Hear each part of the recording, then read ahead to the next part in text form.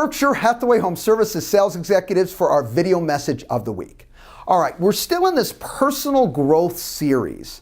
And today I have some questions for you that I'm going to ask to get your mindset going, I really need to give some thought around these questions. Now, every answer for these questions can be different for each one of you, but I really want you to give some thought, and I promise you it'll add insight for you and for you personally as well as your business. All right, let's get started. Do you tend to feel you know the answer when you're dealing with situations or circumstances? That you already know the answer? In fact, one clue for this is when you're talking, or I should say when you're communicating and someone else is talking, you're already thinking about the next thing you're going to say, because you know what? There's really no reason for me to listen because I already know the answer. Really something that will not serve you well.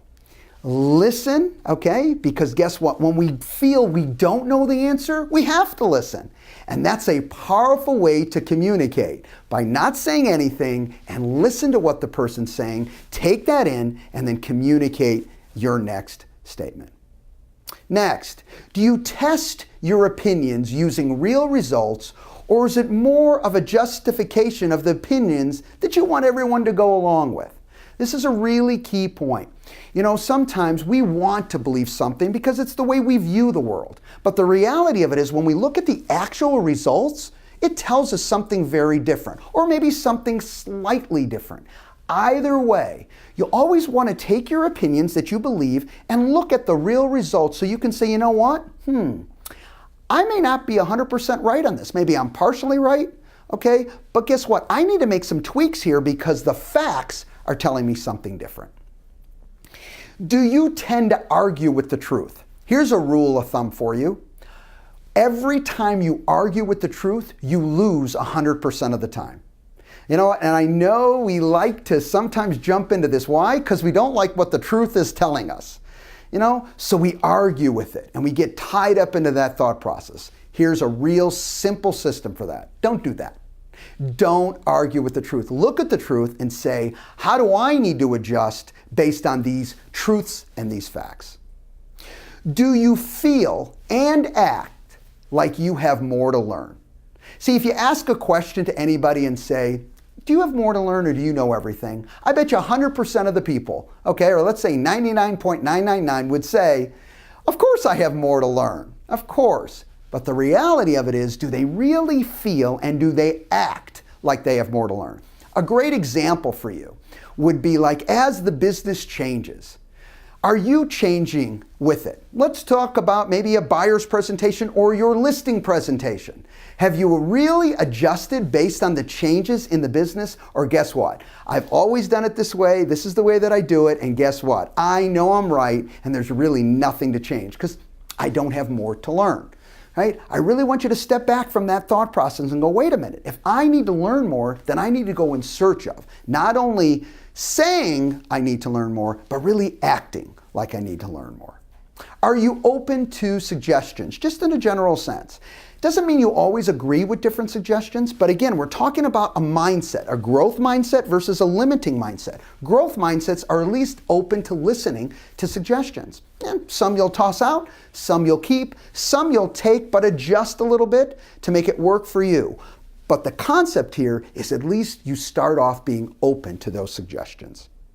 Now this one I've talked about many times before but do you tend to take things personally? I'll just be real clear on this. As soon as you take a comment, a situation personally, you're done thinking in a productive manner. There's just no way you can think and come up with anything meaningful for you. So, way to do this, don't do that. Okay, don't take it personally. You take that stuff in, and if you disagree with it and say, you know what, that is just really not something that I feel I'm doing or that I need to adjust after evaluating it. One thing you got to remember, you can't control someone else's thought process. So if they're thinking in a way that you honestly don't feel needs an adjustment, great, take it. I mean, take it in and don't do any adjustment. If you need to tweak, that's a good point. I need to do something a little bit differently because I understand why they could feel the way they feel. All right? Don't own their feelings, but get yourself in a situation where you can take that information inside, work with it correctly and in a productive manner to make you the best you can be. Now, here's a biggie. Does pressure tend to help you focus, or do you get frazzled with pressure? You know, many people work very well under pressure. In fact, as the pressure pot cooks up, they really get more on their game. Other people say, you know what, as the pressure cooker grows, they get frazzled. They get confused. Their mindset starts wavering. Okay? The way to fix this or deal with it is admit, you know what, I'm feeling the pressure. God, I'm feeling it on my shoulders. I'm feeling it on my neck.